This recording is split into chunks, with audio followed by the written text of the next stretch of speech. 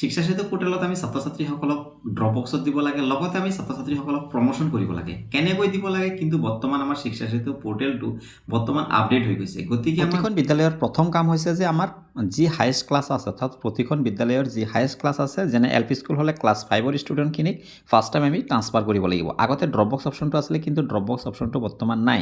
তো গতিকে আমি ফাৰ্ষ্ট টাইম আমি এই নতুন ছিষ্টেম মতে আমি যোনটো হায়েষ্ট ক্লাছ আছে, ক্লাছ 5ৰ ষ্টুডেণ্টখিনিক আমি আন এখন বিদ্যালয়লৈ ট্ৰান্সফাৰ কৰিব লাগিব। তো গতিকে আপোনালোকে কেনেকৈ কামখিনি কৰিব, মই আজি এই ভিডিঅ'টোৰ যোগেদি আপোনালোকক সম্পূৰ্ণ প্ৰচেছখিনি দেখাবলৈ যত্ন কৰিম। লগতে ফুল কেনেকৈ কৰিব বা যিখন বিদ্যালয়লৈ গৈছে সেই বিদ্যালয়খনে কেনেকৈ ফুল কৰিব সেই প্ৰচেছটো দেখাবলৈ যত্ন কৰিম। আপোনালোকে শিক্ষা সেতু পোৰ্টেলত আপোনালোকে নিজৰ বিদ্যালয়ৰ UDS কোড, পাছৱৰ্ড আৰু ডিষ্ট্ৰিক্ট কেপচা দি আপোনালোকে লগ ইন কৰি ল'ব। লগ ইন কৰাৰ পাছত আপোনালোকে লেফ্ট কৰ্নাৰত তিনিডাল আঁচ দেখা পাইছে, আপোনালোকে ইয়াতে ক্লিক কৰি দিব। ইয়াতে ক্লিক কৰাৰ পাছত আপোনালোকে ষ্টুডেণ্ট মেনেজমেণ্টত ক্লিক কৰি দিব। ষ্টুডেণ্ট মেনেজমেণ্টত ক্লিক কৰাৰ লগে লগে ইয়াতে বহু কেইটামান অপশ্যন পাব, আৰু এই অপশ্যনসমূহৰ ভিতৰতে আপোনালোকে ট্ৰান্সফাৰ ষ্টুডেণ্ট যি অপশ্যনটো দেখা পাইছে ইয়াতে জাষ্ট ক্লিক কৰি দিব।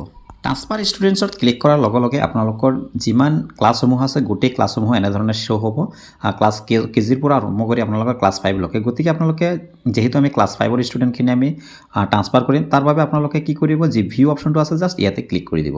ইয়াতে ক্লিক কৰাৰ লগে লগে ক্লাছ 5ৰ যিমান ষ্টুডেণ্টসমূহ আছে গোটেইখিনি ইয়াতে শ্ব' হ'ব। তো গতিকে আমি কাম হৈছে আমি এই ষ্টুডেণ্টখিনিক আমি ফাৰ্ষ্ট টাইম কি কৰিব লাগিব, যে আন এখন বিদ্যালয়লৈ ট্ৰান্সফাৰ কৰিব লাগিব।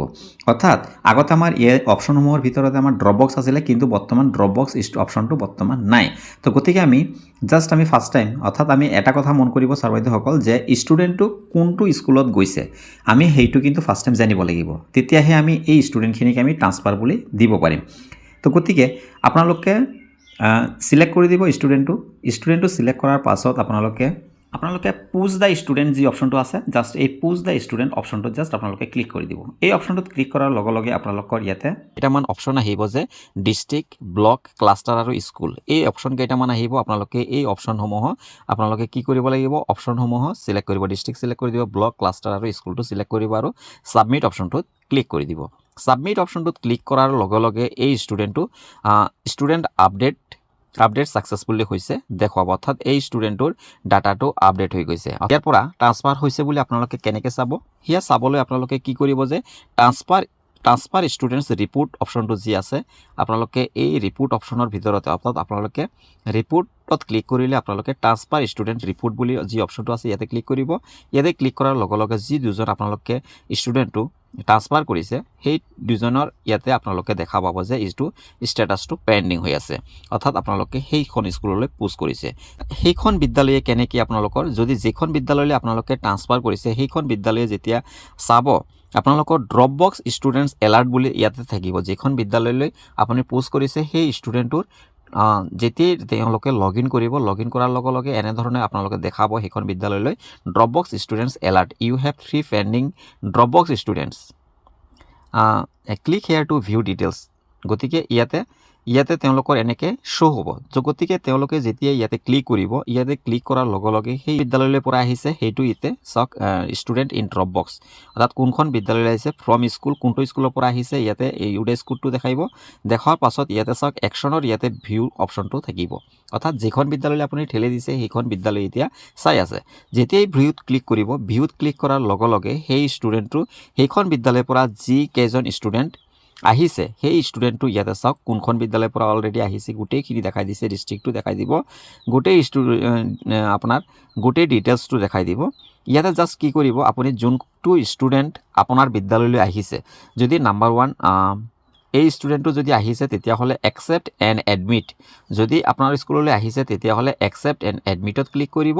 একচেপ্ট এণ্ড এডমিটত ক্লিক কৰাৰ লগে লগে আপোনালোকে নেক্সট এটা পেজ খোল খাব, যি পেজটোত আপোনালোকে কোনটো ক্লাছত এডমিশ্যন লৈছে সেই ক্লাছটো আপোনালোকে ছিলেক্ট কৰি দিব, আৰু ফুল দ্য ষ্টুডেণ্টছ যি অপশ্যনটো আছে এই অপশ্যনটোত ক্লিক কৰি দিব। এই অপশ্যনটোত ক্লিক কৰাৰ লগে লগে এই ষ্টুডেণ্টটো আপোনাৰ শিক্ষা সেতুৰ ডাটাত এণ্ট্ৰি হৈ যাব, বা আপোনাৰ সেইটো ক্লাছত ইনপুট হৈ যাব। নেক্সট কথা হৈছে যে এতিয়া যদি আৰু বাকী দুজন ষ্টুডেণ্ট আছে, এই দুজন ষ্টুডেণ্টৰ ভিতৰত যদি কোনোবা এজন ষ্টুডেণ্ট আপোনাৰ বিদ্যালয়লৈ এডমিশ্যন লোৱা নাই, তেতিয়াহ'লে আপুনি কি কৰিব, এই ষ্টুডেণ্টখিনি আপোনালোকে ছেম আগৰ নিচিনাকৈ আপোনালোকে বক্সত ক্লিক কৰিব, অৰ্থাৎ ষ্টুডেণ্টটো ছিলেক্ট কৰিব।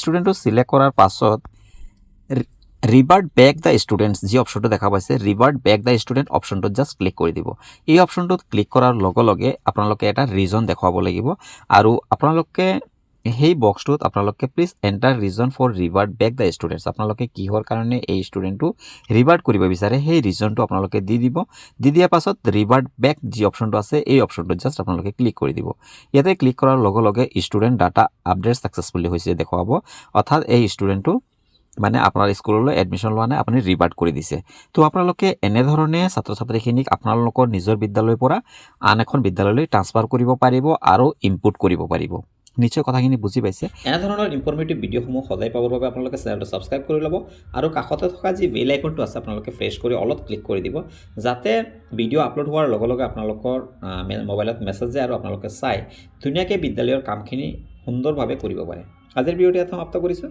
ধন্যবাদ সকলোকে